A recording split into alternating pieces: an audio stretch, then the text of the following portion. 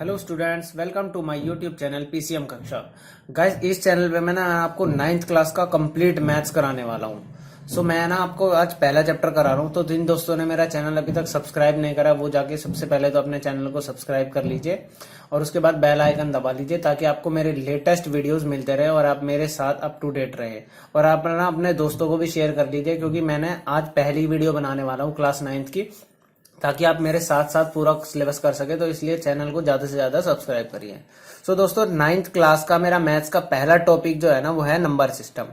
सो आज number system start करने से पहले ना मैं आपको ना बेसिक्स चीजें बताना चाह रहा हूँ जो आपको पूरी 9th क्लास में ही हेल्प होगी और पूरे क्या 9th क्लास में क्या आगे भी यूज होने वाली चीजें हैं। तो इस चैप्टर में भी यूज होगी और आगे हमेशा यूज होती रहती है मैथ्स में। तो मैं बेसिक चीजें बताता हूँ। देखो, अब मैथ्स की बात करूं मैं, देखो हम जब छोटे थे तो हम क्या पढ़ते थे, हमारे को पढ़ाया जाता था मैथ्स में कि मैथ्स क्या है, 1 2 3 4 5 6 7 एंड सो ऑन, यही तो पढ़ाया जाता था हमें। तो ये जो चीज थी ये हमें बचपन में पढ़ाई जाती थी और इसका नाम हमें उस टाइम नहीं पता था। इसको बोलते हैं हमारे नेचुरल नंबर बोला जाता है। इसको हम क्या बोलते हैं आज, नेचुरल नंबर। तो ये आपको ध्यान रखना है कि नेचुरल नंबर हमारे क्या होते हैं। और इसका जो सिंबल होता है ना वो होता है कैपिटल एन। क्या होता है इसका सिंबल, कैपिटल एन। यहां तक तो हमने बचपन में ही पढ़ लिया था। बचपन का छोटा सा बच्चा भी 1 2 3 4 करने लग जाता है। अब उसके बाद ना हम एक नई चीज सीखते हैं कि यार अगर मेरे पास 4 रुपए थे और मैंने 4 के 4 रुपए दुकानदार को दे दिए तो मेरे पास क्या बचा, जीरो बचा। मेरे पास क्या बचा, जीरो बचा। तो अब 0 1 2 3 4 5 एंड सो ऑन। अगर ये नेचुरल नंबर के अंदर जीरो ऐड हो गया मेरा, तो अब मेरा क्या हो गया, क्या ये नेचुरल नंबर रह गए? नहीं, नेचुरल नंबर के अंदर कुछ तो चेंज हुआ है। तो जीरो आने से वो क्या बन जाते हैं, होल नंबर। क्या बन जाते हैं वो, होल नंबर बन जाते हैं। और होल नंबर का सिंबल क्या होता है मेरा, कैपिटल डब्ल्यू। क्या कहानी यही खत्म हो गई? नहीं। अब एक बात बताओ, आपने किसी से ना, एक बंदे के पास 5 रुपए थे और आपने उससे 10 रुपए ले लिए, तो अब उसके पास क्या हुआ, मतलब उसके पास क्या रिजल्ट आया? अब उसने देखा कि यार मेरे पास तो 5 ही रुपए थे और 5 रुपए एक्स्ट्रा चले गए मेरे में, तो यानी कि वो क्या हो गया, माइनस में हो गया, नेगेटिव चला गया ना वो। तो अब देखो यहां से क्या हुआ, 0 1 2 3 4 5 एंड सो ऑन इन्फिनिटी तक। ये तो पॉजिटिव की तरफ जा रहा है। ऐसे ही -1 -2 -3 एंड सो ऑन इन्फिनिटी तक। अब ये जो चीज आई ना मेरे पास, ये मेरा क्या कहलाता है, ये मेरा कहलाता है इंटीजर्स। क्या कहलाता है मेरा, इंटीजर्स। ऐसे जो नंबरों की संख्या है, श्रृंखला है, इसको क्या बोलते हैं हम, इंटीजर्स बोलते हैं। और इंटीजर्स को हम किससे डिनोट करते हैं, कैपिटल जेड से डिनोट करते हैं। तो क्या मैथ इन्हीं नंबर्स के बीच में समाई हुई है? नहीं, ऐसा भी बिल्कुल भी नहीं है। हमारे ना इसमें और नंबर भी होते हैं जिनको हम क्या बोलते हैं, रैशनल नंबर। हम क्या बोलते हैं, रैशनल नंबर। अब हमारे जो रैशनल नंबर होते हैं, अब मैं बोलूं ये क्या होते हैं। रैशनल नंबर को सबसे पहले तो मैं डिनोट किस चीज से करता हूं, मैं क्यू से डिनोट करता हूं रैशनल नंबर को। और रैशनल नंबर मेरे वो नंबर होते हैं जिनको मैं पी बाय क्यू की फॉर्म में लिख सकता हूं। मैं किस फॉर्म में लिख सकता हूं इसको, पी बाय क्यू की फॉर्म में मैं इसको लिख सकता हूं। इट मीन्स कि मेरी ऊपर भी कोई वैल्यू हो और नीचे भी कोई वैल्यू हो। तो ये चीज तो मुझे समझ में आ गई। अब एक बात बताओ, इसमें अगर मैंने क्यू को 0 कर दिया तो मेरे पास क्या हो जाएगा? आपको पता ही है कि अगर नीचे डेनोमिनेटर में कभी भी 0 आ जाता है तो वो क्या हो जाती है, टर्म नॉट डिफाइंड हो जाती है। तो वो तो पॉसिबल नहीं है। तो रैशनल नंबर की ना पी बाय क्यू तो होते ही है, लेकिन उसकी एक कंडीशन होती है कि क्यू की वैल्यू कभी भी 0 नहीं होनी चाहिए। और उसके बाद एक टर्म आती है हमारी इरेशनल नंबर। क्या होते हैं हमारे, इरेशनल नंबर। अब इरेशनल नंबर क्या होंगे हमारे, जिन नंबर्स को मैं पी बाय क्यू की फॉर्म में नहीं लिख सकता वो क्या हो जाएंगे, मेरे इरेशनल नंबर हो जाएंगे। समझ में आ गई होगी, बहुत इंपॉर्टेंट चीज थी ये और बहुत ही बेसिक था, ये चीजें हमें पता होनी चाहिए। अब मैं ना इन्हीं चीजों में से आपसे एक चीज पूछता हूं। अब देखो, मैंने नेचुरल नंबर आपको बताया 1 से लेके इन्फिनिटी तक नेचुरल नंबर है, लेकिन होल नंबर क्या है, 0 से इन्फिनिटी तक। अब अगर मैं पूछूं क्या सारे नेचुरल नंबर होल नंबर हैं, तो इस ध्यान से देखो, 1 भी इसमें है, 2 भी इसमें है, 3 भी है, 4 भी है, इन्फिनिटी तक सारे ही है। तो इसका मतलब ये चीज तो सही है कि सारे जो नेचुरल नंबर है वो होल नंबर हैं। लेकिन अगर मैं इसका उल्टा बोलूं कि क्या सारे होल नंबर नेचुरल नंबर हैं, अब देखो 1 भी है, 2 भी है, लेकिन 0 तो उसके पास नहीं है ना।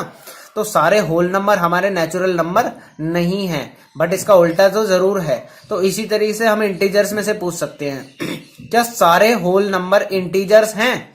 नहीं, ऐसा तो बिल्कुल भी नहीं। ऐसा तो बिल्कुल है, 0 1 2 3 4 सारे तो हैं इंटीजर्स के पास। लेकिन अगर मैं उल्टा बोलूं क्या सारे इंटीजर्स होल नंबर है? नहीं, ऐसा नहीं है, क्योंकि माइनस वाली टर्म्स होल नंबर के पास नहीं होती। तो इस टाइप का भी क्वेश्चन आपसे 1 नंबर में पूछा जाता है, ट्रू फॉल्स में पूछा जा सकता है। सो अब हम इसका चैप्टर एक्सरसाइज 1 स्टार्ट कर लेते हैं यहाँ पे, क्योंकि हमारे को बेसिक कंसेप्ट तो आ ही गया है। अब देखो एक्सरसाइज 1.1 क्लास 9 की। अब देखो क्या बोला हुआ है पहले क्वेश्चन में, इज 0 आर रैशनल नंबर। अब देखो फर्स्ट क्वेश्चन की बात कर रहे हैं, 0 की बात कर रहा है। अब 0 है, ऊपर तो 0 है, लेकिन नीचे क्या है इसके? 1 है। 1 तो मैंने आपको बताया है ना, 1 क्या होता है? 1 तो अदृश्य रहता है मैथ्स में, 1 जहां नहीं है वहां भी है। तो 1 क्या है? भगवान हो गया एक तरीके से 1 तो 0/1 तो मैं इसको लिख ही सकता हूं। तो ये क्या होगी? p/q फॉर्म होगी कि नहीं होगी? अब ये p/q फॉर्म है, तो इसका मतलब क्या है? 0 क्या है हमारा? रैशनल नंबर है। तो फर्स्ट क्वेश्चन तो यही हो गया। अब सेकंड क्वेश्चन देखो, सेकंड क्वेश्चन में क्या बोला हुआ है? p find 6 rational number between 3 and 4। अब देखो एक टर्म तो आपके पास 3 है और दूसरी टर्म आपके पास क्या है? 4 है। अब आपको क्या निकालना है? रैशनल नंबर निकालना है। अब देखो इसके ना 2 तरीके होता है और बहुत सारे तरीके होते हैं। देखो मैं आपको सबसे इजी वे करा रहा हूं। अब देखो 3 और 4 के बीच में ना आप कुछ भी नंबर लिख दो। क्या होता है? 3.1 इसके बीच में आता है ना, 3.2 भी इसके बीच में आता है, 3.3 भी आता है, 3.4 भी आता है, 3.5 भी आता है, 3.6 भी आता है। अब आपको 6 ही लिखना है, तो मैंने 6 ही डिजिट लिखी है। अब देखो क्या इसको मैं जब डॉट हटाऊंगा तो नीचे क्या आ जाएगा? 10 आ जाएगा। इसको डॉट हटाऊंगा तो नीचे क्या आएगा? 10 आएगा। ऐसे ही सबके नीचे क्या आ जाएगा? पॉइंट हटाने से क्या आ जाएगा? 10 आ जाएगा ना नीचे। और अब जो ये मेरे पास p/q की फॉर्म में जो तैयार आ गया है, यही मेरे क्या है? ये रैशनल नंबर ही तो है। तो इसको मैं क्या लिख सकता हूं? ये 6 रैशनल नंबर हो गए। एक तरीका तो ये हो गया। अब ना इसमें दूसरा तरीका भी लगा सकते हो आप। अब देखो 3 है और 4 है। ऐसे केसेस में हम क्या करेंगे ना, इनके नीचे और ऊपर सेम बेस से मल्टीप्लाई कर देंगे। हम क्या करेंगे? इसके नीचे और ऊपर क्या करेंगे? सेम बेस से मल्टीप्लाई करेंगे।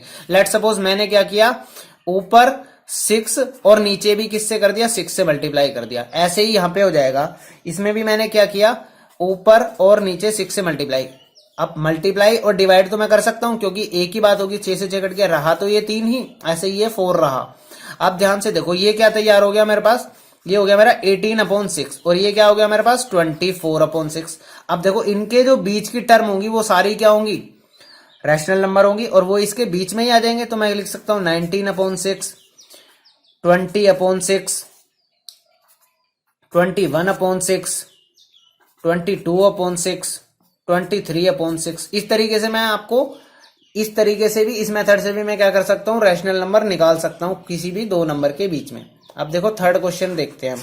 थर्ड क्वेश्चन में क्या बोला हुआ है? थर्ड क्वेश्चन क्या बोल रहा है आपको?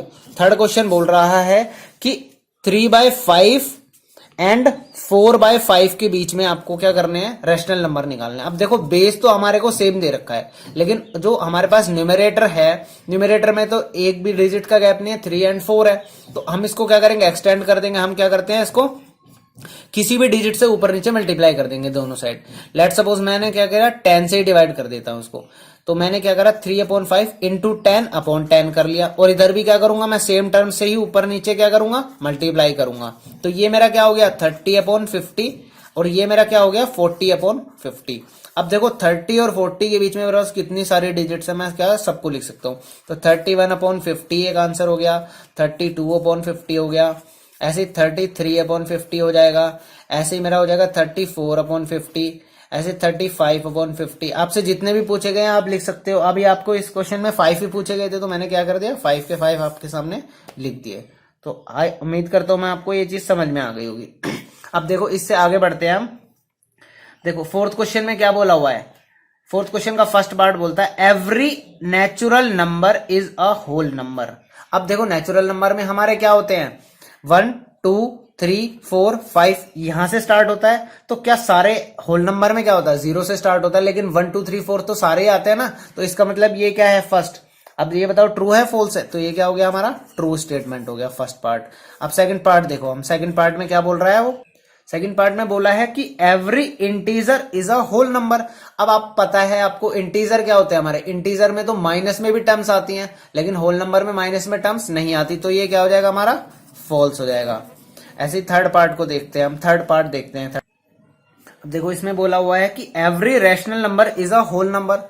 अब लेकिन ऐसा तो नहीं होता, अब लेकिन मैं एग्जांपल से समझाता हूँ। जैसे 1/2 है, तो 1/2 क्या है, रैशनल नंबर तो है, क्या ये होल नंबर है, नहीं ये होल नंबर नहीं है, तो ये भी क्या हो जाएगा हमारा, फॉल्स हो जाएगा। क्लियर है आपको ये चीजें। अब देखो थोड़ा सा ना इरेशनल नंबर को जान लेते हैं। इरेशनल नंबर किस टाइप के होते हैं। अब मैंने आपको बताया इरेशनल नंबर क्या होते हैं। इरेशनल नंबर होते हैं जैसे √2, √3। अब ये वो नंबर्स हैं जिसमें क्या होता है, एक टर्म पॉइंट के बाद ना ये डिजिट्स रिपीट होती रहती है, कभी खत्म नहीं होती और रिपीटेड भी नहीं होती। मतलब क्या होता है, पॉइंट जब हम डिवाइड करते हैं किसी चीज को, पॉइंट के बाद कोई चलती जा रही है, चलती जा रही है, इन्फिनिटी तक चलती जा रही है, तो ये जो नंबर्स होते हैं ये हमारे होते हैं इरेशनल नंबर। सो इस चीज को ना हम बहुत अच्छे से ना अपनी नेक्स्ट क्लास में सीखेंगे, लेकिन इस क्लास में हमारे को ना एक सिंपल सा कंसेप्ट आ जाता है, क्वेश्चन आ जाते हैं इसमें भी 1-2 नंबरों के बीच में। ठीक, अगर आपको रिप्रेजेंट करना हो √2 या √3 या √5 या कुछ भी आपको इरेशनल नंबर को रिप्रेजेंट करना हो नंबर लाइन पे, तो आप कैसे करोगे। देखो आप क्या करते हैं इसमें, लेट सपोज हमें ये मैंने क्या बना लिया, अपनी नंबर लाइन बना ली। ये मेरा 0 है, ये मेरा 1 है, ये 2 है, 3 है एंड सो ऑन बना दूंगा मैं इसी तरीके से। ये इन्फिनिटी हो गया, इसी तरह -1 -2। अब मुझे रिप्रेजेंट करना है लेट सपोज √2, मेरे को क्या रिप्रेजेंट करना है, √2। तो मैं देखो क्या करता हूं, इसमें ना हम पाइथागोरस थ्योरम यूज करते हैं। अब मैं आपको पाइथागोरस थ्योरम भी बता देता हूँ एक बार पहले। ये देखो नीचे है ना, मैं एक बार पाइथागोरस थ्योरम समझा के ना फिर वहीं पे आ जाता हूँ। हमारी पाइथागोरस थ्योरम क्या होती है, लेट सपोज ये ना एक राइट एंगल ट्राइंगल है, ये राइट एंगल है 90 डिग्री का, और ये मेरी साइड है ए, ये मेरी साइड है बी, और ये मेरी साइड है सी। तो देखो पाइथागोरस थ्योरम क्या कहती है कि इसको बोलते हैं हम बेस, इस साइड को बोलते हैं हम परपेंडिकुलर, और उस साइड को बोलते हैं हम हाइपोटेनस। जो सबसे बड़ी वाली साइड होती है ना वो हमारी हाइपोटेनियस होती है। क्या होती है, हमारी हाइपोटेनियस होती है। अब देखो इस केस में क्या होता है, इसकी एक ना प्रॉपर्टी है। लेट सपोज मैं इसको ना H लिख देता हूं, इसको B लिख देता हूं, और इसको मैं लिख देता हूं P। तो पाइथागोरस थ्योरम क्या बोलती है कि जो कैपिटल H है इसका square is equal to P का स्क्वायर प्लस B का स्क्वायर, यानी कि जो सबसे बड़ी वाली साइड है उसका स्क्वायर किसके बराबर होता है, बाकी दो साइडों के स्क्वायर के सम के। तो ये चीज आपको ना ध्यान रखनी है, ये फॉर्मूला हो गया हमारा पाइथागोरस थ्योरम का, और इसी को ना मैं इधर यूज करूंगा। देखो कैसे, अब ये मेरे को बनाना है √2। मैंने क्या करा, 0 से 1 तक एक लाइन ड्रॉ कर ली, एक लाइन सेगमेंट ड्रॉ कर लिया मैंने। 1 को लेके मैंने क्या करा, एक लाइन सेगमेंट ड्रॉ कर लिया, और मैंने 1 पे ना 90 डिग्री एंगल बना देना है। कंपास नहीं है मेरे पास, अभी मैं आपको समझा रहा हूं, आपको कंपास से बनाना है। आपने क्या करा, एक आर्क लगाई, ये आपका बना 60, ये आपका बन गया 120, और इन दोनों के मिडल में क्या आ जाता है 90। तो आप क्या करोगे, 90 का एक आर्क लगाओगे, और आप क्या करोगे, जैसे ये आपने 1 सेंटीमीटर का पिक किया है, आप ऊपर भी ना एक 1 सेंटीमीटर पे कट लगा दोगे, और 1 सेंटीमीटर पे आप कट लगाओगे, और आप क्या करोगे, इन दोनों को ज्वाइन कर दोगे ओरिजिनल से इस पॉइंट को। तो अब ये जो दूरी होगी ना, ये तो आपका 90 है ही, ये 1 है और ये भी 1 है। तो अब आप क्या करोगे, पाइथागोरस थ्योरम लगा के देख सकते हो कि इसकी वैल्यू क्या होगी। देखो लेट सपोज मैंने इसको x मान लिया, अब ये x का स्क्वायर इक्वल टू क्या होगा, 1 का स्क्वायर प्लस 1 का स्क्वायर। तो x स्क्वायर क्या आ गया आपके पास, 1 + 1 2 हो गया, तो x की वैल्यू क्या आ गई, √2। तो ये इस तरीके से हमने क्या निकाल लिया, √2।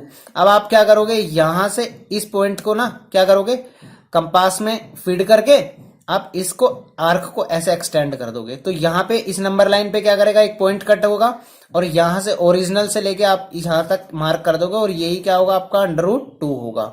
सो इसमें ना देखो थोड़ी खिचपिच हो गई, मैं आपको दोबारा समझा रहा हूँ बड़े पेज पे, अब मैं दोबारा समझा रहा हूँ, इस चीज को आप ध्यान से समझ लो क्योंकि ये बहुत इंपॉर्टेंट टॉपिक है। ये लो, लेट सपोज ये मेरी नंबर लाइन है, ये मेरा 0 है और ये मेरा है 1, और मैंने क्या बताया आपको कि आपने 1 तक क्या कर देना है, एक 1 तक क्या करना है, आपने एक लाइन सेगमेंट बनाई।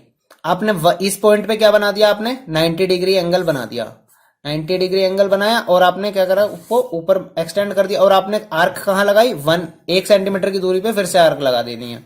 अब जैसे ये 1 सेंटीमीटर की दूरी पे लगेगी तो ये क्या बन जाएगा हमारा √2। अभी आपने पाइथागोरस थ्योरम से निकाल के दिखाया ही मैंने। अब ऐसे ही इस पे जब आगे फिर 90 बना के आप 1 पे कट करोगे ना 1 सेंटीमीटर की दूरी पे, तो ये बन जाएगा आपका √3। ऐसे ही आगे बनाते चले जाएंगे ना तो √4 √5 इस तरीके से आता रहता है ये। और आपको नंबर लाइन पे जब दिखाना हो तो क्या करेंगे, आप यहां से पिक करके आप इसको ऐसे ले लेंगे। मान लो इस पॉइंट का नाम मैंने ओ ए रखा हुआ है, इसका नाम मैंने रखा ए और इसका नाम मैंने रखा बी।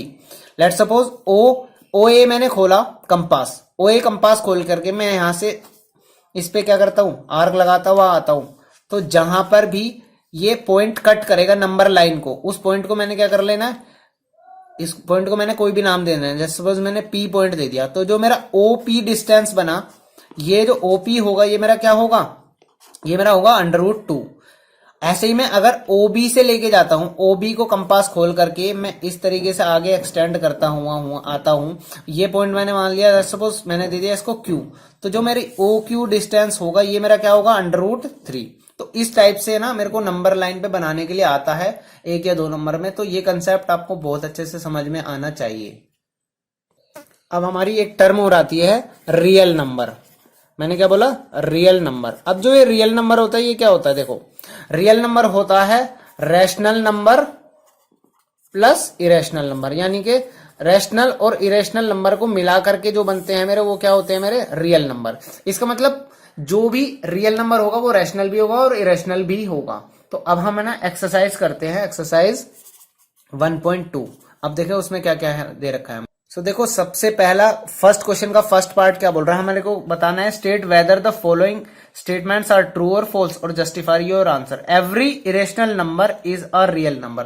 देखो अभी मैंने आपको बताया रैशनल नंबर, जो रियल नंबर है वो क्या है, रैशनल और इरेशनल का कॉम्बिनेशन ही तो है। तो हमारा जो जितने भी इरेशनल नंबर होंगे वो क्या होंगे, रियल होंगे। तो ये क्या हो जाएगा, हमारा फर्स्ट पार्ट क्या हो गया, ट्रू हो गया। और इसका देखो सेकंड पार्ट में क्या बोल रहा है, हमारे को बोल रहा है every point on the number line is in the form √m where m is a natural number. अब देखो m नेचुरल नंबर है तो जरूरी तो नहीं है वो कि ऐसा ही होगा, क्योंकि नेगेटिव जितनी भी टर्म्स होती है उसमें क्या होता है हमारा, ऐसा नहीं होता। नेगेटिव टर्म्स का तो स्क्वायर रूट क्या होता है, माइनस में आ जाता है ना। तो ये क्या होगा हमारा फॉल्स, क्योंकि किसी भी नेगेटिव नंबर का जो स्क्वायर होता है वो क्या आता है हमारे साथ, हमेशा पॉजिटिव ही आता है ना, तो वो नेगेटिव नहीं हो सकता। इसलिए ये क्या हो गया हमारा, फॉल्स हो गया। अब देखो थर्ड पार्ट क्या बोल रहा है, every real number is a irrational number. अब जितने भी रियल नंबर है क्या वो इरेशनल ही होंगे, नहीं, वो रैशनल भी हो सकते हैं। तो ये भी क्या हो गया हमारा, थर्ड पार्ट भी फॉल्स हो गया। अब देखो अगला क्वेश्चन बोल रखा है सेकंड पार्ट में क्या बोल रहा है, are the square roots of all positive integers irrational if not give an example of the square root of a number that is a rational number। देखो जैसे मैंने ले लिया √4। अब आपको पता है √4 को मैं क्या लिख सकता हूँ, 2 × 2। तो इसमें से पेयर बन के 2 बाहर आ जाएगा। और ये क्या है, क्या ये रेशनल नंबर है, नहीं, ये क्या है हमारा रैशनल नंबर है। अब देखो थर्ड पार्ट में क्या बोला हुआ है हमारे को, थर्ड क्वेश्चन में बोला हुआ है कि show that √5 can be represented on the number line. अभी जो मैंने आपको सिखाया था ना, आप क्या करोगे, इसमें आपने क्या करा है, 1 सेंटीमीटर लिया, 1 सेंटीमीटर यहाँ पे बनाओगे, ये आपका आ जाएगा √2। फिर आप 90 डिग्री बना के 1 बनाओगे, ये आ जाएगा आपका √3। इस तरीके से फिर 90 बना करके आप क्या बनाओगे, एक और, ये आपका √4 आ जाएगा। और यहाँ पे 90 बना के 1 सेंटीमीटर 1 सेंटीमीटर सारे ये कटते करते चले जाओगे, तो ये आपका क्या आ जाएगा, √5। और आप फिर क्या करोगे, यहां से यहां तक कंपास खोल करके आप क्या कराओगे, एक आर्क लगाओगे, और जहां पे भी नंबर लाइन को कट करेगा इससे आप नंबर लाइन को कंबाइन कर लोगे, और यही आपकी वैल्यू क्या हो जाएगी, √5। देखो मैंने ना आपको ब्रीफ में नहीं बताई है ये चीज, क्योंकि मैंने आपको यहाँ पे बहुत अच्छे से समझाई थी। तो आप इस चीज को कंसिडर करके वो क्वेश्चन आप इजीली कर सकते हो।